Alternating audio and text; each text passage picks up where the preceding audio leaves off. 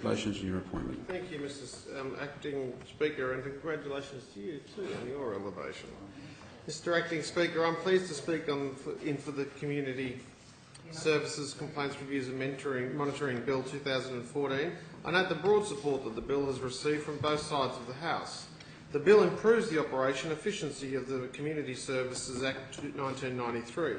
The amendments coming from this bill arise from the statutory review of the Act conducted by the former Committee on the Office of the Ombudsman and the Police Integrity Commission, in addition to amendments which were sought by the New South Wales Ombudsman. The bill removes any ambiguity about a complainant's right to have a person of their choosing put forward a complaint on their behalf. The bill makes it clear that representatives do not necessarily have to be legal representatives, rather they can be representative for the party, including a friend or family member. Often those accessing these services are the most vulnerable, often unable to always effectively advocate for themselves.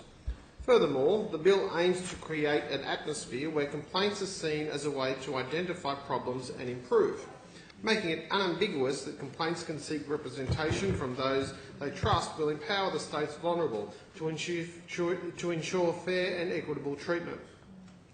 There are also those other amendments of the Act which have been requested by the New South Wales Ombudsman, which he identified since becoming convener of the Child Death Review Teams.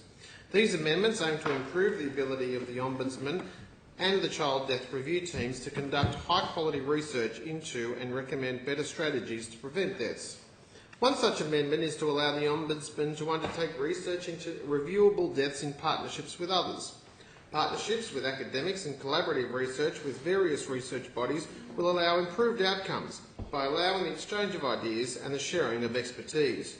This will hopefully ensure that the Ombudsman will be able to recommend improved strategies to reduce or remove risk factors to prevent child deaths from occurring.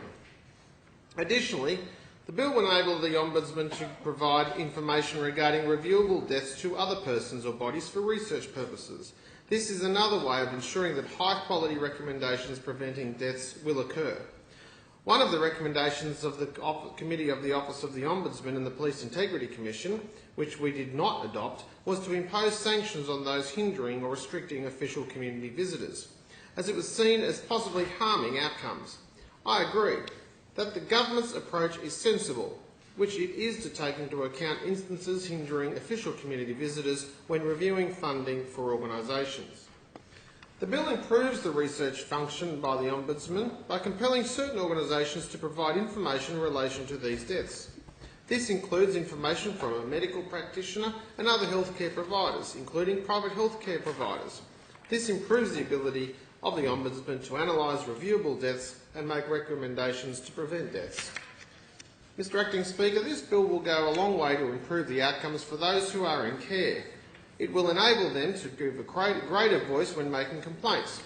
We all have a responsibility to ensure that those most vulnerable have a voice and that they are treated fairly by the system.